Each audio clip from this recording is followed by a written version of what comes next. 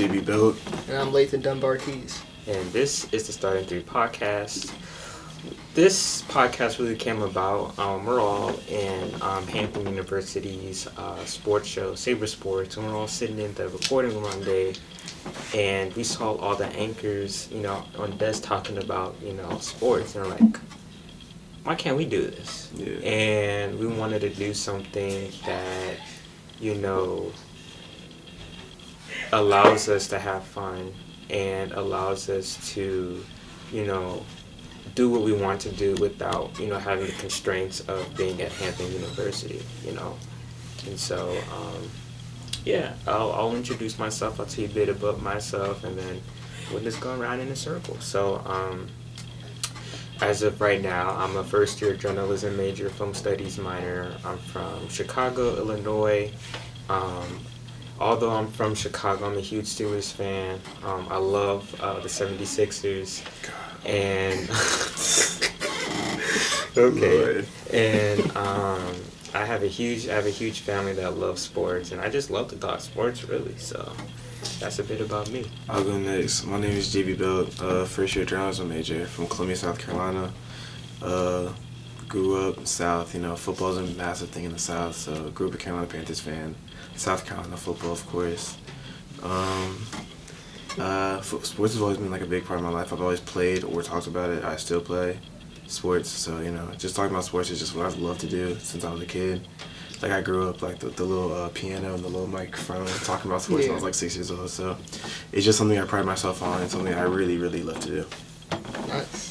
I'm Lathan Dunbar-Keys. I'm a first-year journalism major from Columbus, Mississippi, minoring in sports management. I gotta say, I'm in the Mid-South, so I'm in slap of SEC country, as well as, you know how it gets. Yeah, it gets a little wild out there. But, we got some minor competitive professional teams, Memphis Grizzlies.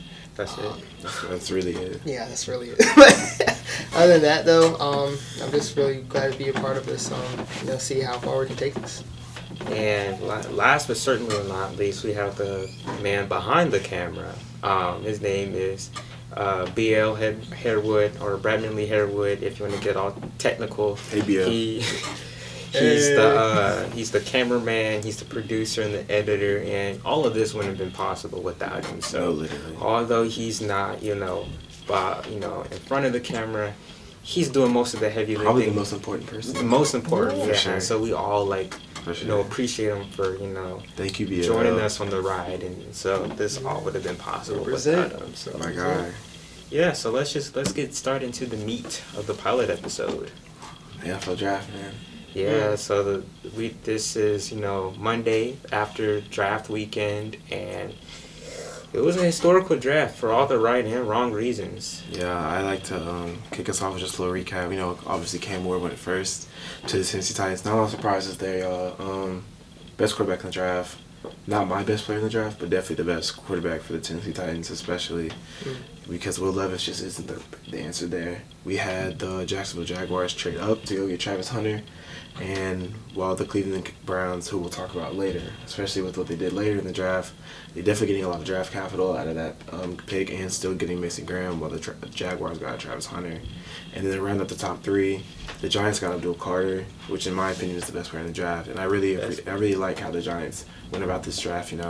Maybe some would have said that Jackson Dart wasn't the best pick at 26, but when you look at it in hindsight, they got their quarterback. They got the guy that's going to go and maybe not start week one, but definitely grow with the quarterback coaches and Dable and stuff like that, and try and be the guy next year, 2-3 years on the line. So I really do like what the Giants did in this draft. I didn't like what the Giants did in the draft. I think that I don't think Jackson Dart was worth trading back in the first round and taking. I actually thought that Jackson Dart was a fourth round caliber quarterback at all. I personally think that the offense at Ole Miss is too gimmicky. A lot of. You think Lane Kiffin does too much? Yeah, it's too gimmicky. A lot of RPOs and just chucking balls down the field and just praying that your receivers comes down with it. And that's a lot of developing to do. And I just think that I wouldn't, give away your like next year's. I can't remember all the trade details, but I just don't buy giving away your pick for next year when next year's class is clearly stacked on a bad. Yeah, next year's quarterback class is going to be insane. You have Drew Adler from Penn State, Clay Kubnick from Clemson, Arch Manning maybe from Texas, and Lenore Stellis from South Carolina. You have a lot of guys who I think are going to be competing for that QB1 next year. And while like I said, I do like what the Giants did, this quarterback class is relatively weaker. You had Cam Ward, and then it's a really big drop-off into, your Shadors, your Jackson Darts, your Tyler Shooks, your Jalen Milrose, Dylan Gabriel, stuff like that. But when I said I like what the Giants did, I really, really, really appreciate them going to get a quarterback because at the end of the day, their GM and their head coach, they're on the hot seat. They've been on the hot seat for a while. And, Daniel Jones didn't work out. He hasn't worked out this year, and, he's gone now. So, I think that honestly, this is their Hail Mary. You know what I mean? This is their Hail Mary for sure. Yeah. What about you, Lathan? I know that you're not as a deep football fan, but from a more casual viewing perspective, who do you think won the draft? Well, I'm gonna start off with Tennessee Titans and getting Cam Ward. I think that they did excellent, especially just going ahead and taking what the prize is already there at the top of the draft. You don't see Tennessee Titans in that position a lot, especially a small market team like that. So first off, props to them. Overall, if I had to say anybody who really won in the draft, I'm going to say it's the Patriots. The Patriots. Really good draft from them. I do agree with that a lot, actually. Yeah. I feel like they just kind of they took their time. And I know they had a lot of good options to choose from, especially being in the top half of, the first round. Yeah. But I'm very happy with their choice. I think that they have some good additions to also make over the summer in terms of preseason coming up.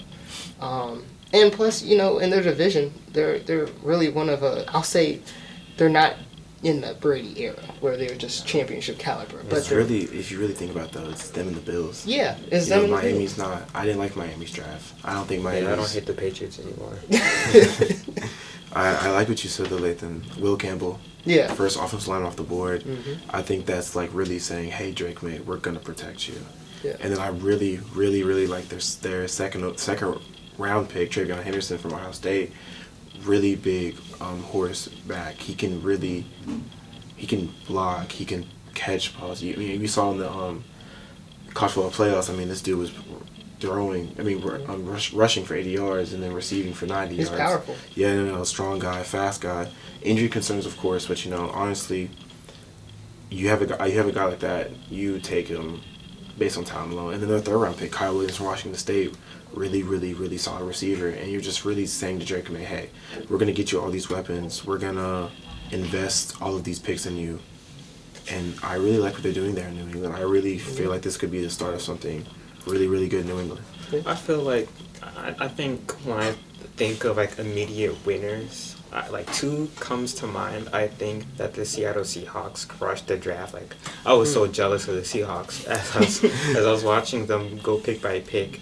And I also think the Arizona Cardinals did. I think they had a quiet, sneaky good draft. In terms of the Seattle Seahawks, they really had a really good interior offensive lineman with Gray Zabel taken. Yeah, I like him a lot. And then with Gray Zabel, you also had a really good day one prospect with Nick Imawari taken in the second round. Second round, yeah. And South Carolina guy, yeah. He's South Carolina, that's your guy. That's my he's guy, an yeah. athletic demon. I think he had a really high RAS score. It was ridiculous. One of the best athletes in the entire draft. Went to the second round. You can't with Mike McDonald.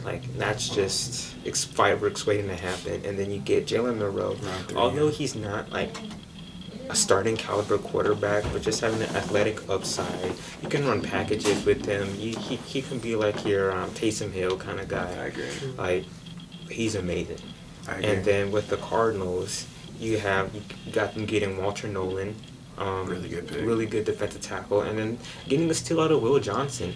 Of course he fell due to injury concerns, but if he's healthy, oof.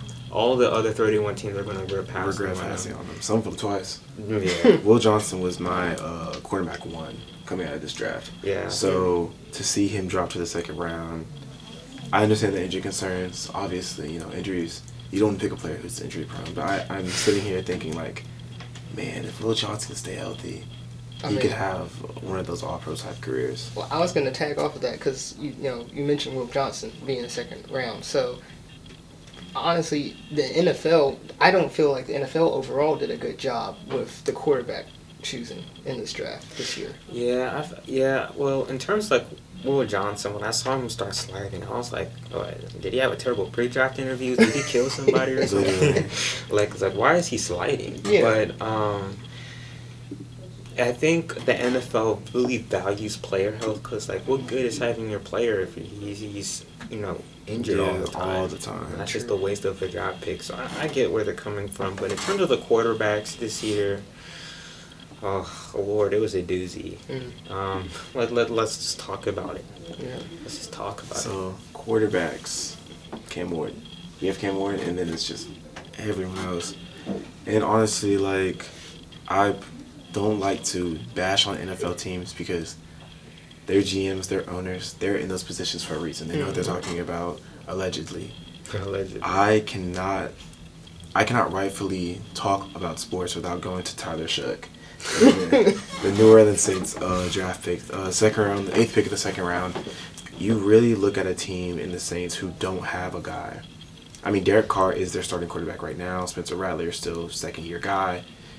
But, I mean, you have Shedeur Sanders right there. There. Not even Shedeur Sanders. I would have been a huge fan of Jalen Miller going to the Saints as well.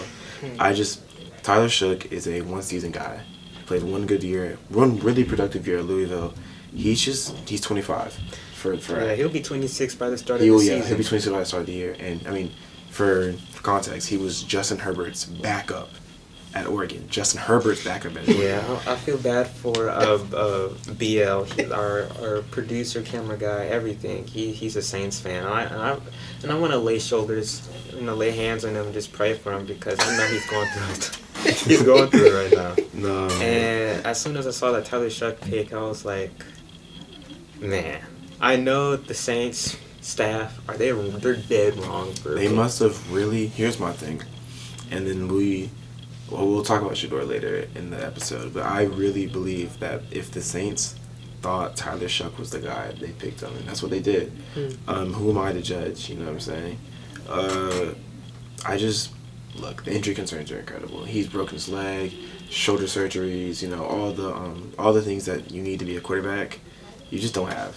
And like injury size. And I don't agree with the pick, but looking at the Saints draft, I mean, you got Kelvin Banks Jr. from Texas, really good offensive tackle. I mean, you saw what he was doing to the Ohio State D-line during the college football semifinals. But, I mean, Vernon Broughton from Texas, another defensive tackle, strong dude, big dude, can really fill gas and stop the run. And I really like what they did. In their 4th round, they got Dane Stutzman. They needed a linebacker. That defense is awful. I mean, it's coming from a Carolina Panthers fan who plays them twice a year, that defense is gash. And I'm telling you this because my defense is bad. Didn't you guys have like 33 points a game or something like that? We beat them. We beat them. We gave them 30. We gave them 30 something.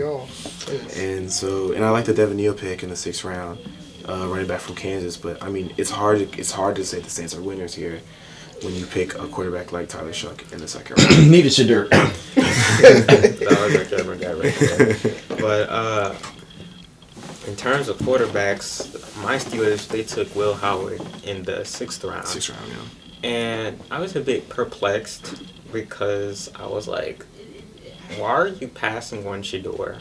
And I know that, NFL front offices and their, front office and teams and other players, like, they really don't want to deal with, Shedeur Sanders' entourage with his dad, and he's really popular and things of that nature. But he's worth taking. He's worth taking. I'm not saying that he's a generational talent and he's worth selling the house for because he's far from that. I agree. He's not a generational Right. prospect. Let's get that Right. straight. But at the same time, He has a lot passing of on him and taking Tyler Shuck. Be Interesting. serious now. Passing on him and taking Jalen Milroe. Come on now. Like I understand Jalen Milroe, you want his athletic upside, but if you really want to be a serious football team and compete, I cannot go to the Saints GM and look at him in the face and he would not look in with a straight face and say Tyler Shuck is our future. He's not the future. I agree. With Shedeur Sanders, at least you can get his rookie contract years of productability, but Yeah. no. Will Howard is just that. I don't think he's the future at all. He's not a good quarterback. He's a sixth rounder tier quarterback in a down year quarterback class for a reason. Now, do you think that they waited because Aaron Rodgers is supposed to be a Steeler in the next couple of days, weeks? We don't know, but everything that I've read says he's coming to Pittsburgh. So, do you think that influenced the Steelers on not picking Shedeur, or just waiting for Will Howard to go to the Steelers? Aaron Rodgers to the Steelers. Look, I'm not Omar Khan. I'm not Mike Tomlin. But I think it's bad business to really put all of your chips in Aaron Rodgers signing with the Steelers when he's an enigma of him within itself. Like, you can forget all of the, crazy stuff that he does, all the Pat McAfee show appearances. Forget all of that. But in itself, he's 42 years old.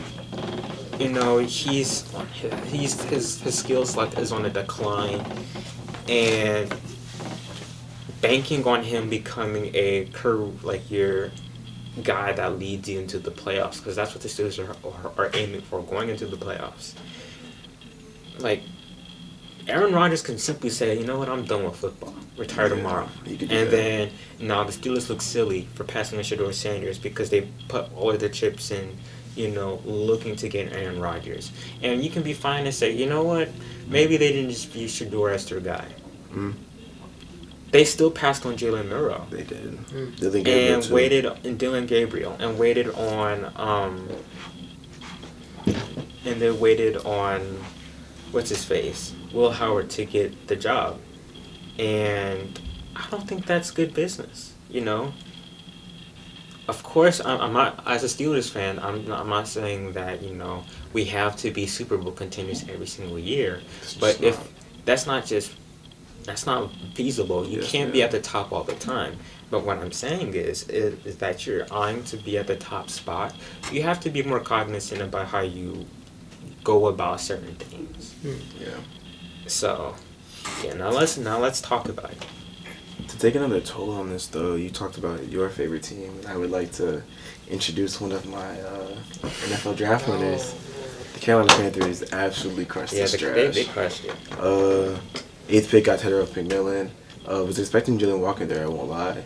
In my mock draft, I had Jalen Walker going to the Panthers at 8. Didn't get to Walker, didn't get the linebacker from Georgia, got Tedder McMillan from Arizona.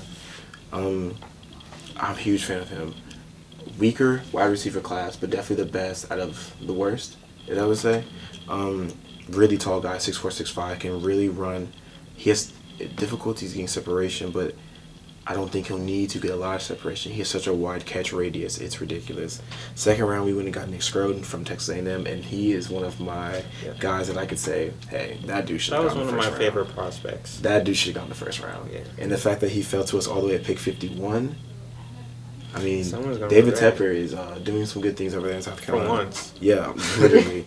And in the third, we got Prince Unalani from Mississippi Ole Miss, and another really good edge rusher we got from the SEC. And just looking at our draft, Trevor Etienne from Georgia, running back. And then we got the safety from Ohio State, Lathan Ransom. Huge fan of him. Him and Caleb Downs were really just one of the best safety pairings last year. And finally, we ended off with Jimmy Horn, wide receiver from Colorado. I mean, David Tepper Dave Canales, I'm really excited to see what this Carolina Panther team does next year. I don't think we'll win our division, but give us another year, 2 years to get it all right. I think we'll be serious playoff contenders. Well, I'm not gonna disagree with you because I believe that the NFC is a weaker conference, and you can easily win the South. I mean, like right now, you can easily win the South. No disrespect to the Saints, but a quarterback room of injured Derek Carr and Taylor Shook isn't intimidating anybody. No, not really. And I think the only team that can really make some serious noise in the upcoming years are the Buccaneers, and that's all I see. I'm not a Falcons believer. Huge Michael Penix fan. I love Michael Penix. I don't know. He's so good. No. He's really good. He's a franchise quarterback for the Falcons. And I don't like the Falcons, but I'm gonna say the Falcons got a chance. They got a chance. He's a franchise guy. I'm not feeling it. I think that the Buccaneers can make some serious noise. But how about you, Lathan? What do you think of any players that stuck out to you, or like you're a Bills fan? Any Bills players that stuck out to you? Look, I'm not even gonna go into my Bills slander because as a fan of them, I'm not happy. You didn't like their draft? It wasn't your greatest draft. I'll say it wasn't a a great great draft. draft. South Carolina, though. So. Yeah. I don't know if our GM was even present for the draft night. I'm being dead serious. I don't understand what we were doing. Well, I'll say it like this. You guys went defense a lot because that defense is not great. It's really not. Maxwell Harrison, corner from Kentucky, ran the fastest 40-yard dash. He ran a 4.29. Injured all of this year, but last year was phenomenal for the Wildcats. You got T.J. Sanders, defense tackle from South Carolina. Really, really, really powerful run stopper. I mean, I watched him all season long. Mm-hmm. He can get to the quarterback. He has an array of pass rush moves, and from D tackle, I mean, he's so athletic. And then you got this big dude from Kentucky, Deion Walker, 6'8" defensive tackle. I mean, he's gonna be hard to move. So I understand the frustrations coming from Bills fans, but I feel like y'all could have gotten another wide receiver to help Josh Allen. But at the end of the day, I don't think the draft was the worst thing you could have done. I just think that maybe prioritizing your offensive weapons could have been a little bit better, because I don't necessarily agree with Khalil Shakir being your wide receiver one entering the week one. Yeah. Even though Khalil's a really good player. Yeah, I wasn't a huge fan of the Bills draft. I'm going to flex my ball knowledge a little bit. I was looking at some of the prospects, and I just, looking at Deion Walker. And although he was a huge 6'7" athlete, I didn't like him as a prospect. I know that the Steelers brought him in for a visit, and they were looking at him at the Senior Bowl and all that. I wasn't a fan of him. His had a really wide stance. He said his tackling, he would go up too high. His pad leveling was a little too high. He's a big guy though, so yeah, they could work on that. But I see what you mean. Yeah, he's a really I wouldn't say boom or bust, but he really has to work at it if he wants to be successful. I think he's definitely going to be a guy that come by the end of his rookie contract, you're really thinking about, okay, is this really a guy we should bring back if he doesn't play, if he plays average or not. The best. But I definitely see what you mean there. But yeah, another loser I have, and I know a lot of people are going to be, not huge fans of this, but I do have the Cleveland Browns as a loser. And I say that only because you don't draft Dylan Gabriel in the third and then turn around and pick Shador in the fifth. Yeah. And I liked what they did. I really, really, really liked what they did. Mason Graham, I think, is one of the best defensive tackles in the entire draft. No, the best defensive tackle in the entire draft. I mean, he's a brick. He was a high prospect in the ranks. Yeah, I mean, he was fifth on my board, and I got him right. Mm-hmm. And another one, Carson Schwarzenegger, check this. Walk-on linebacker for UCLA, leads the entire nation in tackles. I mean, what a story he has. And just being a first-round talent they got in the second round, I liked what they did. Quinshawn Judkins from Ohio State. I mean, Harold Fannin from tight end from Bowling Green. You have so many pieces that you could really build around, and then you go and pick Dylan Gabriel in the third round. And people are saying, okay, they picked their quarterback. Mm-hmm. They're not going to pick another quarterback. And then they pick Shador at 5. Right? Surely they don't pick another quarterback. And then they do. They pick Shador Sanders in the 5th round, 144th pick. And my whole thought process was this. I understand that Shador Sanders, in a lot of people's eyes, is not a first-round talent. I get that. But when you analyze his film, it's not the worst thing you've ever seen. It's actually really good film. He has a tendency to take sacks more than the average quarterback should. Can we credit his offensive line for that? Yes and no. They're a bad group, sure, but they weren't the worst group in NCAA. Shedeur does hold the ball on too long in the pocket. He doesn't make decisions quite as quick as you would want. But, you look at the arm accuracy and the arm strength. He is definitely a player you pick in the first 2 rounds. Now, I don't know what went wrong in the pre-draft process. I don't know if I heard his interviews were really, really bad. And that team didn't even want to touch him with a 6-feet pole. But at the end of the day, I feel like his talent is enough to not be able to slide to the 5th round. I just don't think that's feasible, or I don't understand. I don't honestly have that even happens. Take it away like that. It's just like, well, I see what you're saying here because, like you said, he holds the ball in the pocket way too long. Yeah. But we also got to put in effect, he's played 2 different types of college football. He went from the SWAC at Jackson State to now Colorado, which is a powerhouse team in the last 2 years at least.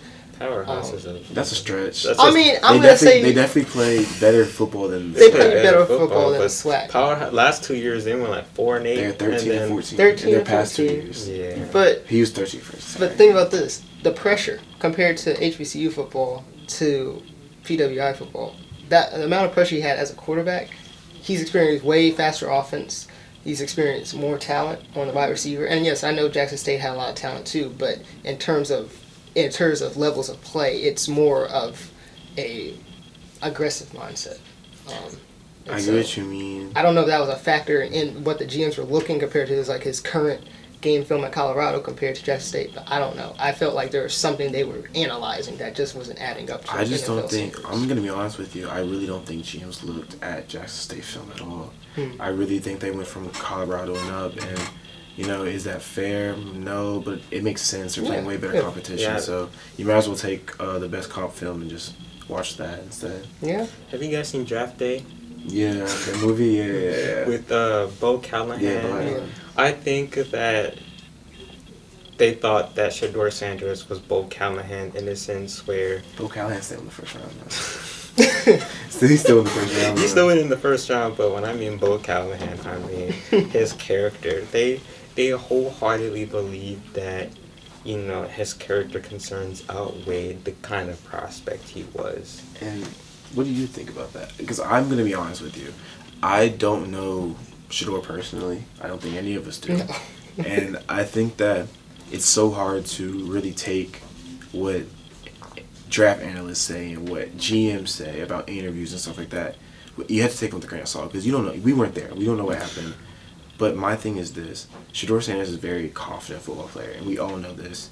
And obviously there have been quarterbacks that have come in before with other issues like that, Manziel, Baker Mayfield, stuff like that. But I think that when you really break it down, I see a good starting quarterback in Shedeur Sanders. Maybe not an all-pro, maybe not a Hall of Famer type career, but I think he'll definitely, if given the chance, he's serviceable. I think he could definitely make it a Pro Bowl, 1 or 2, maybe even 3 or 4. And I just don't. I see where the GMs are coming from because the one thing NFL teams hate are distractions. You don't want to play that brings a lot of distractions, but on the other hand, I feel like maybe they're outweighing the distractions just a little bit. I think that the GMs, I'd like to argue that they have seen this film and maybe they were too impressed. I feel like that they see the kind of character he is. I still think about that time where someone said something about Shedeur Sanders and quote tweeted him on Twitter. It's like, I don't even remember that guy. He's kind of mid. Yeah. They see him with the whole wrist situation and him going and flexing other, they look at all of that and as much as we say, the league is mostly black, a lot of black players and things of that nature, who is it owned by? A lot of white people, and they don't like that flash and pizzazz, things of that nature, and they're all like, we don't want to take a risk on that. We don't want to bring that that unwarranted prospect. I don't love him. I don't think he's one of the better quarterbacks that we've seen in the past couple years, prospect-wise. But I will say this, though. I do believe that he is a little bit not as good as he's propped up to be, and that's not his fault. His last name is Sanders. He's going to be publicized by the media, and that's not his fault. He cannot control that. But what I will say is, when talking about Shedeur Sanders, it's really, really hard to ignore the sacks. And this is just coming from a football mind watching football. When you watch Shedeur Sanders, you can see how, I don't want to say negligent, but how slow he processes pass rush. And that's something, obviously, you can work out on the league. But when you're watching that, I'm not a Colorado fan, but I'm assuming as a Colorado fan, it's kind of annoying watching your quarterback take a lot of sacks. Yeah. Some his fault, some not his fault. The offensive line was not good. Yeah. But as a passer, I mean, he's way better than Milroe, like you said. He's more consistent, at least. Yeah, and I think that way better than Milroe. I think he's very passionate than Dylan Gabriel as well, even though Dylan Gabriel is a pretty good passer. And I just think that he shouldn't have gone to the 5th round. I think the lowest I could have ever dreamt of him going is to the 2nd round. Yeah, I think that I disagree. Shedeur Sanders is a pure pocket passer. He's not a scrambling quarterback. He's not a scrambler. They made him look like a scrambler while he was at Colorado because his offensive line was straight terrible. And it's not going to get any much better with the Browns. It's not going to get any better with the Browns. Trust me. You know, T.J. Watt's a monster. I know, but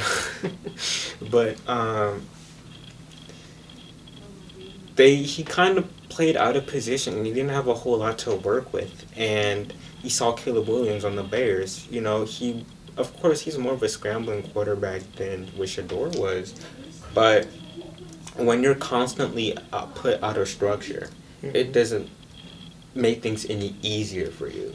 And if you don't have that offensive line help, it really makes things harder on the team because it kills drives, it stalls out games, you know, makes your players on offense more tired and frustrated, and it doesn't make anybody any happier. Yeah. So I will say Shedeur Sanders isn't, you know, a top prospect. He's a round 1 caliber prospect for the 2025 draft. He wouldn't have gone in the 1st round last year, and he definitely won't go in the 1st round next year. Next year he might be a day 3 guy again. Yeah. This next quarterback class is insanity. But on that same token, I think it's that, you know, they shouldn't have held what Shedeur Sanders was weak at against them. Yeah. You know, just because Jalen Milroe is a terrible passer, I'm not going to hold that against him. Well, I am holding it against him, but I'm not going to draft him until like the 7th round because he's a terrible passer. He still has traits that you can build and mold him into. Same with Tyler Shough, as old and geriatric as he is. You know. He's played in a pro style offense, and he can be a mid sub if you're up by 40 points, which the Saints probably won't be, or if you're you know 2 and 15, and they probably wouldn't, and you're just, you know, throwing in the red flag. But he'll be serviceable in those positions. But, you know, I don't hold his pro style offense experience. You know, I don't hold his negative traits against him. Yeah. So it's like, I get what you mean. On a little lighter note, I wanted to ask everyone what their favorite draft pick of the whole draft was. Like, what singular pick stood out to you the most? Or just, not what team did the best, but which pick really was like, wow, this dude can really come in day 1 and be a guy for this team. I'll go last. I'll let Lathan start off. I'm going to stick with mine that I said at the beginning of the show, Cameron Ward. You think the number 1 pick is the pick? I think it's hard to say it's not. I'm going to say he is the pick, but for this reason. I know at Miami they had a lot of close calls this season in terms of winning games and missed out on a playoff spot because of a loss to Syracuse. Yeah, very much so. But in terms of NFL caliber, especially for a team like the Titans, I think it was a great pick. We're a 1st round pick. I believe he has a lot of potential. He has a lot of great expertise and good football IQ. The Titans know, as a development team, they know how to make a quarterback. They know how to make a young guy become a brand new version of himself. Personally, and I know it's a far stretch and maybe a lot of people won't see it this season, but maybe I'll say the next 2026 season, is that he has a lot of room to grow. he has a lot of new experience to get used to, especially with an aggressive NFL strategy, especially in his region of competition. But I honestly gotta say that's probably a good pick. I can't make any alterations to who they could choose, especially as a first rounder. I can't disagree with that. How about you? I had two. And the first one, I unfortunately, the rich get richer. The Eagles picked Jahad Campbell, and I mean, I don't understand how they keep letting the Eagles get these guys. Get away with this. I don't understand how they keep letting the Eagles get these guys. I mean, Jahad Campbell's literally everything out of a linebacker. He's smart, he's fast, he's strong, and he played an Alabama defense that really played really well in some parts of the year, that with an offense that really struggled all year, and so they had to really make up for it. But my pick winner, and you're gonna call me biased, and I don't really care. The Seattle Seahawks got one of the best safeties in the entire draft in the second round, and I can't sit here and say that Nick Imawari didn't go in the first round. I got real jealous when I saw Nick Imawari get drafted, because I knew that the Steelers were eyeing him at 21, but I understood why they took Derek Harmon. But if Derek Harmon was off the board and they weren't going to take a quarterback, Nick Imawari was going to be like... I mean, this dude is 6'3", 6'4", runs like 230. I mean, he runs a 4.3. I mean, he can jump, he can run, he can cover, he can tackle. The most impressive part about me is when I went back to watch his film, because obviously as a Cyclone fan, you watch the games, but you don't watch the film. I went back to watch his film, and this guy is all over the field. I mean, he's in the box at a safety. He's really a taller Jamal Adams, and he makes every tackle in the box. He can go and cover your tight end, your running back. And honestly, I say this with Mercy, he will be an all-pro talent, and I will put my stamp of stand up. This is a JD Duck stamp of appeal. Nick Imawari will be a all-pro level player. Yeah, he stood on that. Okay. Just stood out in the frame. Yeah, he got out of the frame. I stood up the frame for that one. I think that the pick that really, really said, man, he's gonna be a stud. They got to steal. I think it has to be the team whoever got Torrey Horton. Torrey Horton. Oh, yes. Yeah, I think he went to the... I will fact check you, don't worry. Fact check me, sir. I will fact check you, don't worry. Torrey Horton went to the Seattle Seahawks. That's why I said that they had a really good draft. Two Seahawks. Torrey Horton, he's a really good receiver. I think he went a little bit under a radar because of injury concerns. And I thought that he was a really good receiving prospect. And that was like, man, he's going to be a really good player. Yeah. And I also think that the next guy that really, really flew under the radar and really developed into a really good player is Darius Alexander. I think he got selected in the 4th or 5th round. Huge fan of his. DT out of Toledo. And he went to the Giants. And the Giants are building a monstrous front. Outside of the Jackson, if the Jackson Dart pick never happened, I'm like a huge Jackson Dart hater.